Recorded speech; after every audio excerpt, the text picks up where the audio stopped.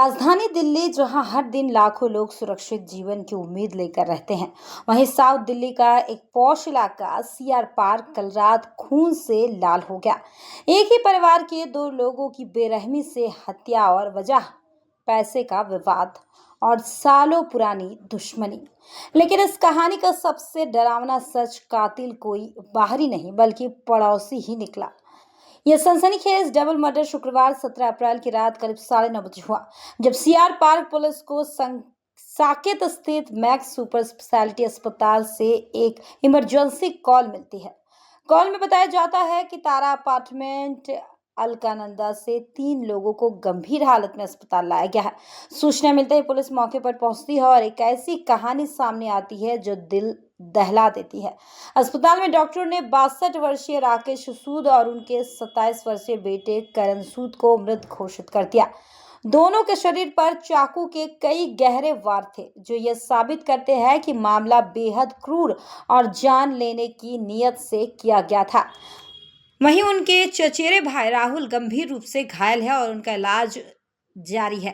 प्रारंभिक जांच में सामने आया कि पिता और बेटा अपने घर के बाहर खून से लथपथ हालत में पड़ा मिलते हैं। चारों तरफ खून के निशान, संघर्ष के संकेत और लोगों के चेहरे पर डर साफ दिखाई दे रहा था। स्थानीय लोगों ने तुरंत उन्हें अस्पताल पहुंचाया, लेकिन तब तक बहुत देर हो चुकी थी। अब सवाल, आखिर ये खून खराबा क्यों हुआ? दक्षिणी दिल्ली के डीसीसी अनंत मित्तल के अनुसार यह हत्या किसी अचानक गुस्से का नतीजा नहीं, बल्कि एक लंबे समय से चल रहे विवाद का अंत। पुलिस जांच में सामने आया कि आरोपी और पीड़ित परिवार के बीच पैसा को लेकर पुराना विवाद था, जो धीरे धीरे गहरी दुश्मनी में बदल गया और फिर इस खौफनाक हत्या में तब्दील हो गया। इस मामले में आरोपी की पहचान असद के रूप में हुई है और सबसे चौंकाने वाली बात, वो भी उसी तारा अपार्टमेंट का रहने वाला था। यानी खतरा कहीं बाहर नहीं बल्कि घर के बेहद करीब था।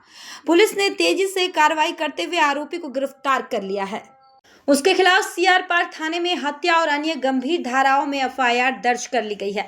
फिलहाल पुलिस आरोपी से पूछताछ कर रही है और यह जानने की कोशिश कर रही है कि क्या यह हमला पूरी तरह से सुनियोजित था और क्या इसमें कोई और भी शामिल है।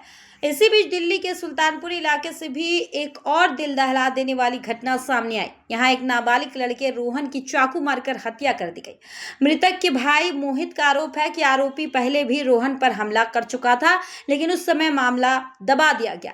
घटना वाले दिन आरोपी ने रोहन को बुलाया और 3-4 लड़कों के साथ मिलकर उसे एक तरफ ले जाकर चाकू से हमला कर दिया।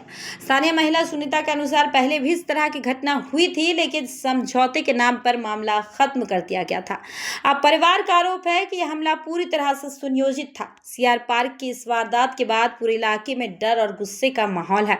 लोग सवाल उठा रहे हैं, क्या उनकी सुरक्षा अब भी सुरक्षित है? मृतकों के परिवार ने आरोपी के खिलाफ सख्त कार्रवाई की मांग की है।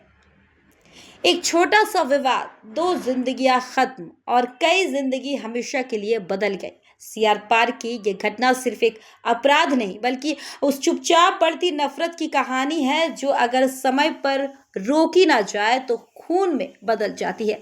दिल्ली में लगातार बढ़ती ऐसी घटनाएं ये सवाल खड़ा करती है, क्या हम सच में सुरक्षित हैं?